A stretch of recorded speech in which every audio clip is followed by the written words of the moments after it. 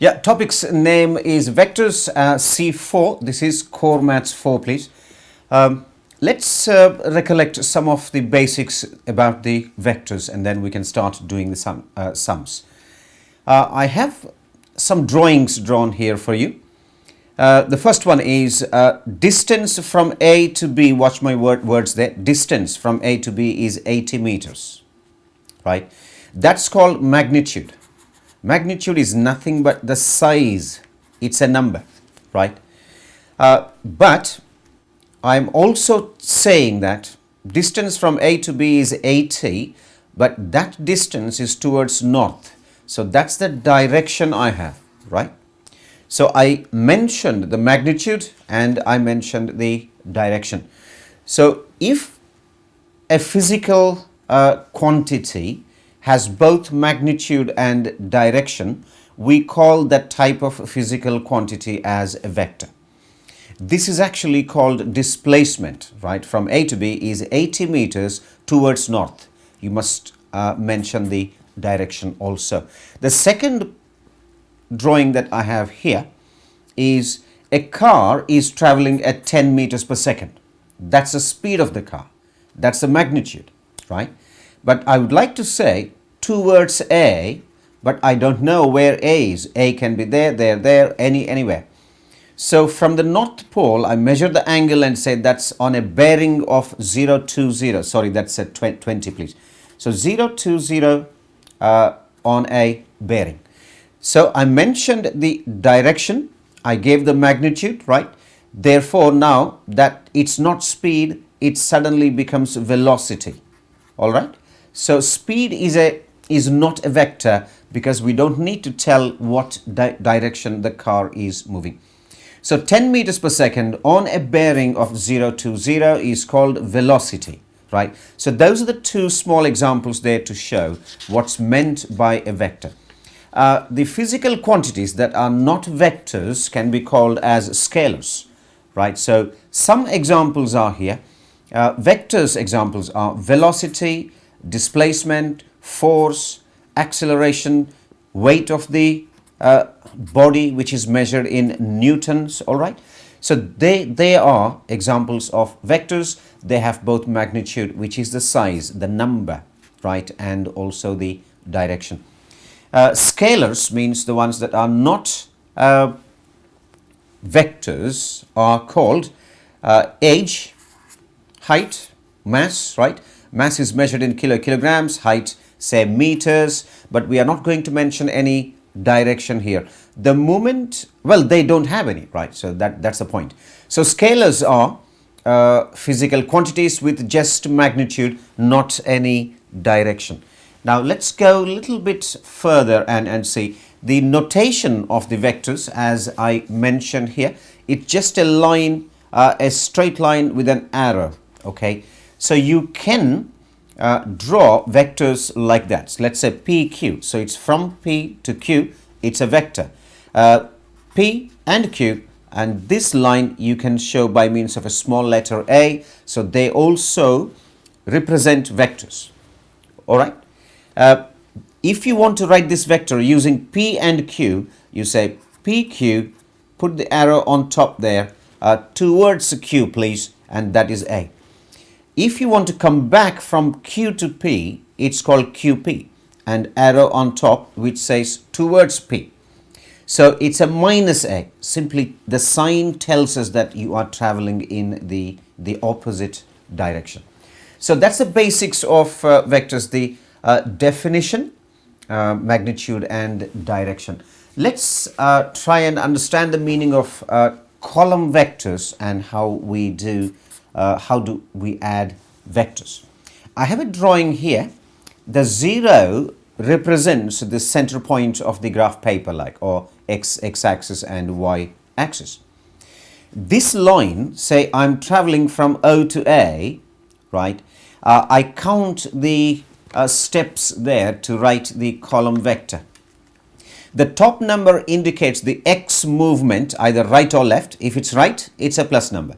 Left, it's minus number. So let's see what I have done here. I moved from O to A. In other words, I moved 7 steps right. 1, 2, 3, 4, 5, 6, 7. and then, so that's the 7. Then I moved 3 steps above, so that's the 3 above. So the bottom number is the y-axis movement, either above or below. So if you move below, that should be a minus number. So I reached a town A, and from A I travel to B. So again, from A, how many steps I travel right means actually 1 and 2, and then 2 down. So this vector, AB vector, can be shown as 2 minus 2, right? 2 steps right and 2 steps down. That minus shows down, please. Then, after reaching a town B, from B, I travel to C. Now, I traveled right down, that's towards the south, so I did not move left or right, so the top number is 0, okay? Then, I moved 6 steps down, so I wrote minus 6.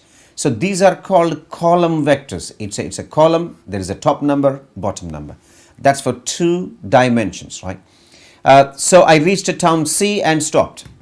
I wanted to know where I am. So, where am I from my the starting point? That is this line that shows, which is called a resultant vector. As a result of all these vectors, there is an effect, which is the resultant vector. Some textbooks will show you with 2 arrows there, okay? Now, that's a 9 and a minus 5 means how far am I from these starting points. So I can see the right and down movements to tell where I am, right? So it's a 1, 2, 3, 4, 5, 6, 7, 8, 9. 9 steps right, so that's a 9. And 5 steps down, so that's a minus 5. So in vector form, what happens is when you add these 3 vectors, in other words, OA plus AB plus BC should give me OC. So that's the concept. We are not adding the lengths there, please understand, right? So if I have to show you that how it works, let's say the 9 and the minus 5, the column vector, should be equal to 7 and 3 plus 2 and minus 2 and plus 0 and minus 6. So when you add those 3 vectors, I'm supposed to get this vector. That's why we call it as resultant. We are not adding the lengths, please, right? So 7 plus 2, 9 comes there. 3 minus 2, 1. 1 minus 6 is a minus 5. So that's the resultant vector, which is true. That's 9 and minus 5. This type of finding the resultant vector by means of you add those column vectors. I mean, this is what we actually say adding some vectors, 2 or 3 or 4. You can simply add the top numbers and bottom numbers. Subtraction also is done in the same way, right? By the way, if a vector starts from the center point of the graph paper or the graph, we call that as a position vector. Very important keyword, please. That's called a position vector. That's it. And the second, I mean, we are just going over the basics, right? When can you say that 2 vectors are non-intersecting, right? I have drawn the picture again here for you to see. Using a graph paper, it's pretty nice to understand. This vector has a column vector as a 10 and 6. So A is equals to 10, 6. Means from that point to that point, I moved 10 steps right, 6 steps above. I have the second vector here, which is 5, 3, right? This vector is parallel to that vector. How do we know means? We compare these 2 column vectors. If one is a multiple of the other, then you can say this vector is parallel to that vector. So I can say 2 bracket 5 and 3, not bracket, say that's a column vector, is equals to 10 and 6. So that's double this, right?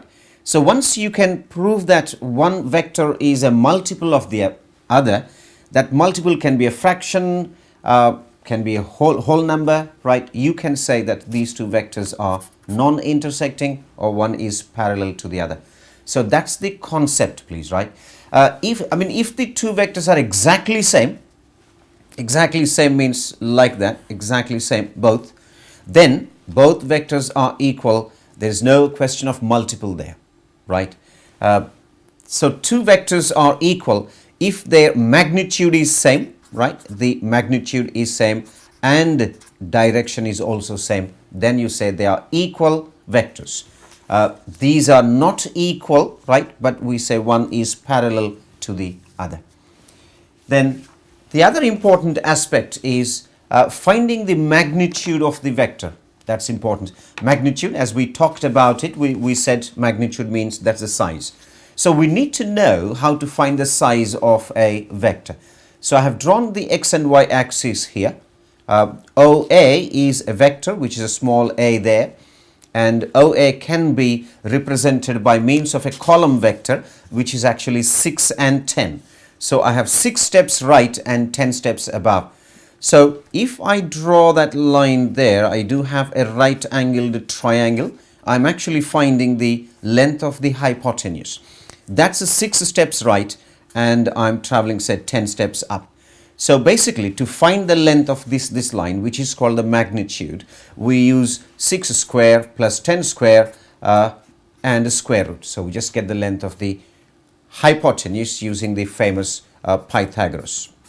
Okay, so that's how you find. So if I move, say, x steps right and y steps up, the length of the line or the magnitude of the line is actually x square plus y square under the square root. That's how you write.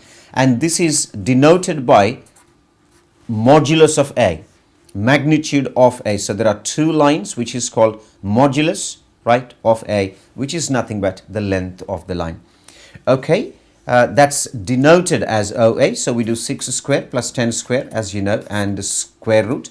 That's a 36 plus 100, 136 root. You get some value. So that's the methodology, right? How to find the magnitude of a vector. The other one I want you to understand is, we are still in basics, please. If A and B are non-parallel vectors, non-zero vectors, right? Then, well, this lambda there, if you see, this is called lambda, mu, alpha, beta. They are scalars. The A, B are vectors.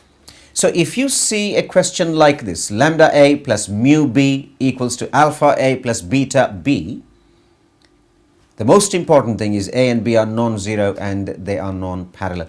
Then what you can actually say is, you can equate the coefficients of the vector A there and say alpha, say, is equal to lambda.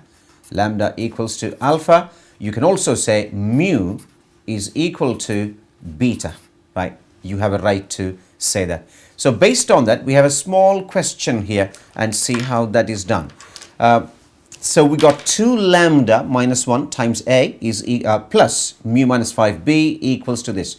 So, well, A and B are non-zero, please. So A and A are exactly same. So we equate the coefficients.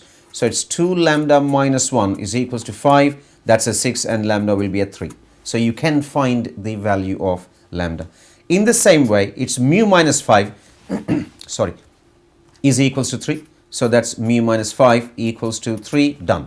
And you can find the value of mu as well, which is an 8. They are scalars, right? A and B are vectors. Similar question, one more, just to recollect what we know. 3 lambda plus 5 A vector, that's a 1b, equals to 3 mu A and lambda minus 3b. So we equate the coefficients of the vector, which is the A there. So we can say 3 lambda plus 5 is equals to 3 mu, and we get a simultaneous equation. 3 lambda minus 3 mu is equals to minus 5. Then we do a similar one using the second one. That's lambda minus 3 is equals to 1. So that's much easier. Lambda minus 3 is 1 and lambda comes down to be a 4. Substitute 4 back here, you can find mu. Okay, so that's how you do the questions if you see anything like that. That's one of the basic concepts of vectors, please. Let's understand the meaning of the position vector and I and J vectors. What is I, what is j, one needs to know. Mathematicians have decided that the x direction, which is east, is taken as I direction, right? So that's what it means. I stands for a unit vector towards the x-axis. If it's a plus I, you're on the right. If it's a minus I, you're on the left side. It's a unit vector, please. So if I have to write the unit vector as a column vector, it should be 1, means I moved 1 unit right. That's all, and 0. So I is equals to 1, 0. And j stands for the y direction. If it's a plus, you move up. If it's minus, you move down. So if I say 2j, what it means 2 steps I traveled towards the y-axis above 0. So j and I are the unit vectors in the direction of x-axis and y-axis. So each one is a j like, okay? Each one part there, and this is I. Now let's study about A. This A is a vector OA. Now if I need to write this using the I and j notation, what I can do is I see how many units I moved right. So it's 1, 2, 3. So it's actually 3I plus how many units I moved above. So it's 1, 2, 3, 4, 5, 6, 7. So 7j.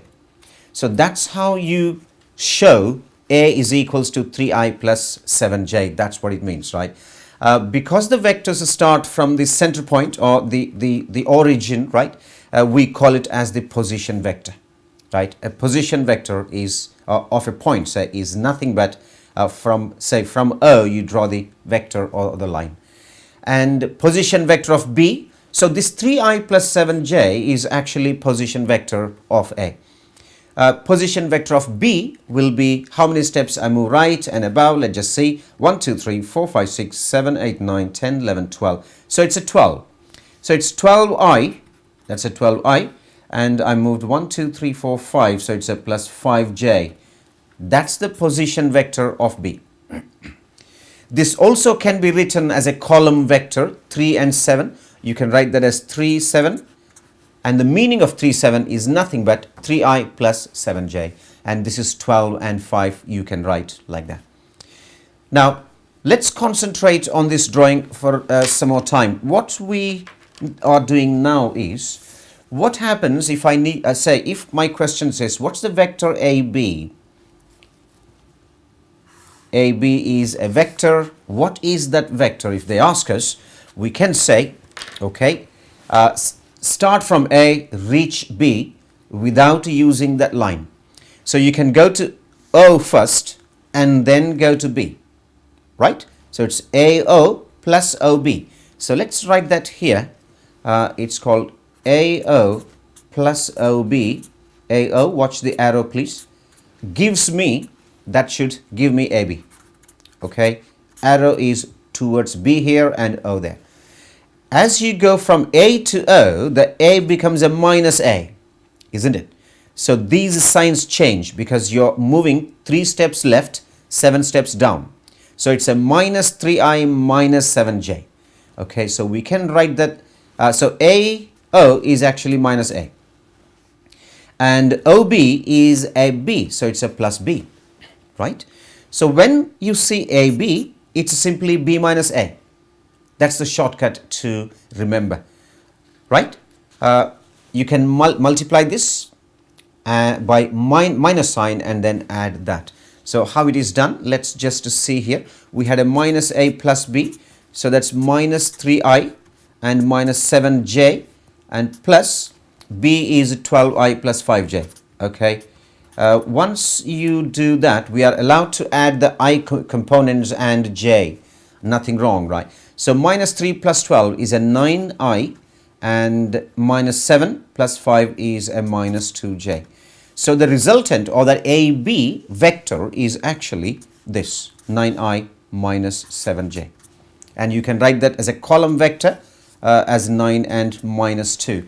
If you want to see that using the graph paper, is it right means from A to B, do you agree? You move 2 units down, which is minus 2 there, watch, and then you move 9 units to reach B, right? So this is called the triangle law where they say AB is equals to B minus A. The condition is, please understand, those two are position vectors, please.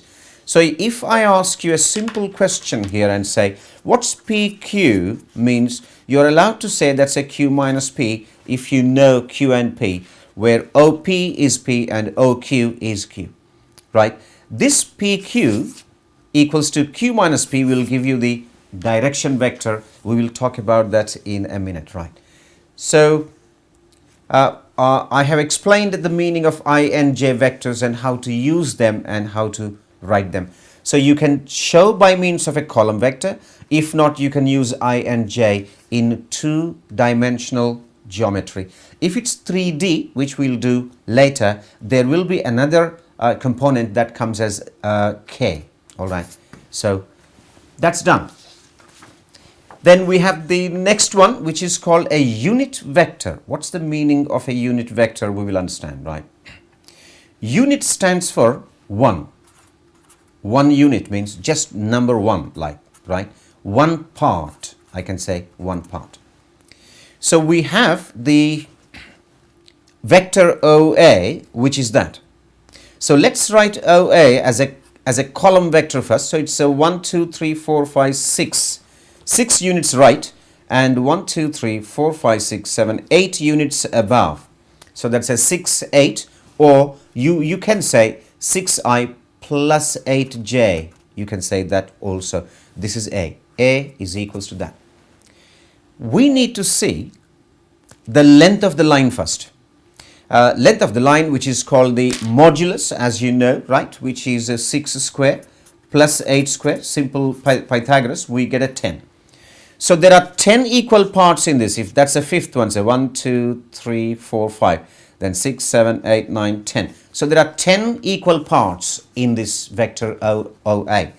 We are finding a unit vector, just one part of it, in the direction of OA. That's most important. So if you need just one part, do you agree we divide by 10, right? The whole length is 10 there, right? So the vector A, we will take, the vector A is 6i plus 8j, and we divide that by 10. This is called a unit vector. Means one unit of that and in that direction. All right? And simplification, 6 out of 10 gives me a 3 out of 5i, and plus 8 out of 10 is a 4 out of 5j. This is called a unit vector in the direction of OA. That's very, very important. That's how you find the unit vector. And if you need to write a formula for that, do you agree that's the vector A? So we say A, and divided by, that's the modulus of A, which is the magnitude, the 10, right? So this is how you write. This is the definition of a unit vector. Very important, please, right, in solving the sums. I will explain again when we apply this to solve these sums.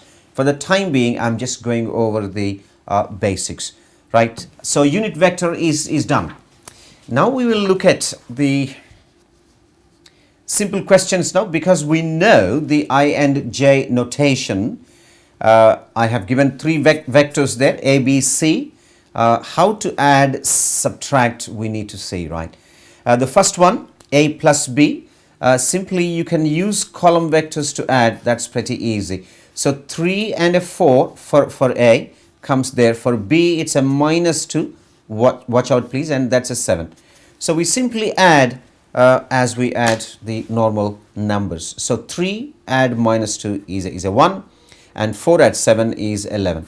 So this is actually 111. If you want to write in I and J form, it should be 1i plus 11j.